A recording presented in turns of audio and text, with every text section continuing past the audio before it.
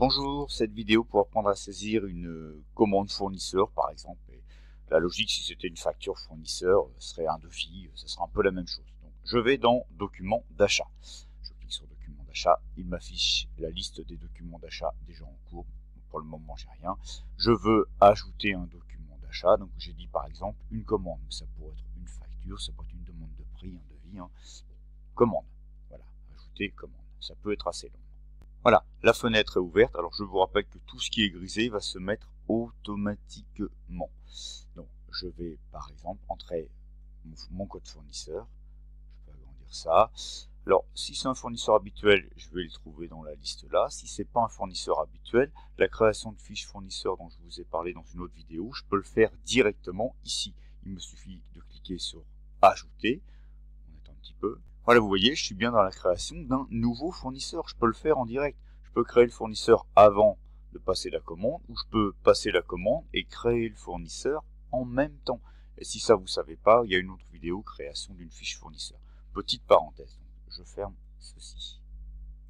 Donc, je vais prendre un exemple. Je vais créer ma commande à un fournisseur. Et bien, par exemple, la Quiberonnaise. Voilà. Vous voyez, une fois que j'ai cliqué sur le code fournisseur, tout ce qui était grisé s'affiche automatiquement. Donc là, normalement, quand vous avez créé la fiche fournisseur, si vous avez été attentif et rigoureux, il ne peut pas y avoir d'erreur. Donc je vais maintenant passer ma commande. Donc par exemple, je vais mettre un article. Je vais mettre un article au hasard. Je vais prendre quoi? Tiens, du guacamole. Allez, je veux du guacamole. Donc voilà, tabulation. Tout s'affiche automatiquement. Par défaut, il met la quantité 1.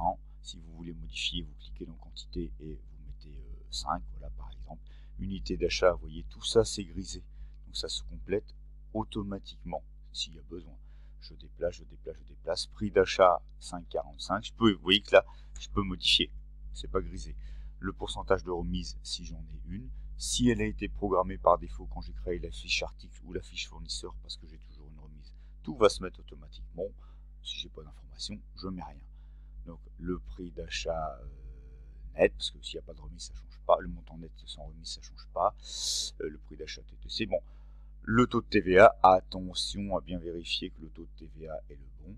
Si jamais on a mis une remise, là par exemple, vous voyez que sur cet article-là, avec le fournisseur, on a une remise de 10%. Comme on l'a entré quand on a créé la fiche article, elle se reporte automatiquement ici, remise de 10%, peut-être sur la famille d'articles.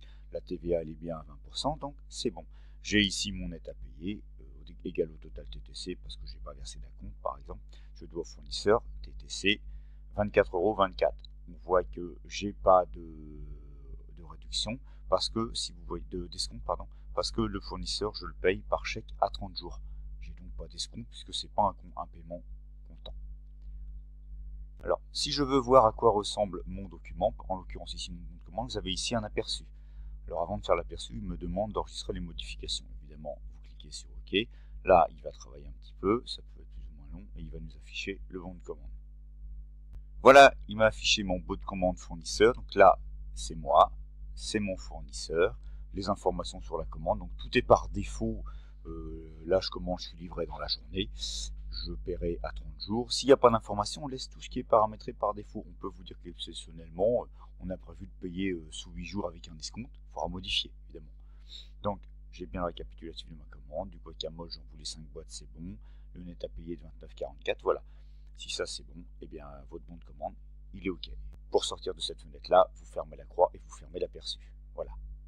Surtout, n'oubliez pas d'enregistrer fermer s'il y en avait qu'un à faire, enregistrer nouveau s'il y en a plusieurs à faire pour que ça s'enchaîne. Mais comme nous, avant l'aperçu, il a demandé enregistrer, vous voyez qu'ici il ne me repropose pas d'enregistrer puisque je n'ai pas fait de médif. Donc là, comme j'ai rien d'autre à faire, eh bien, il me suffit de fermer. Voilà, la fermer. Il m'affiche maintenant la liste de mes documents d'achat. Et si je clique sur tous, et bien pour l'instant, vous voyez, j'ai que le seul bon de commande que j'ai créé. Et après, éventuellement, je pourrais refaire un tri en fonction du type de document. Si vous l'affichez que les commandes, que les factures, quand vous en avez 50, si j'ai besoin que des factures, et bien là, je le dis d'afficher que les factures. Et on gagne un temps fou avec le tri. On peut modifier la vue comme on a vu dans une autre vidéo, etc. J'espère que cette vidéo vous a aidé et je vous dis à bientôt. Au revoir.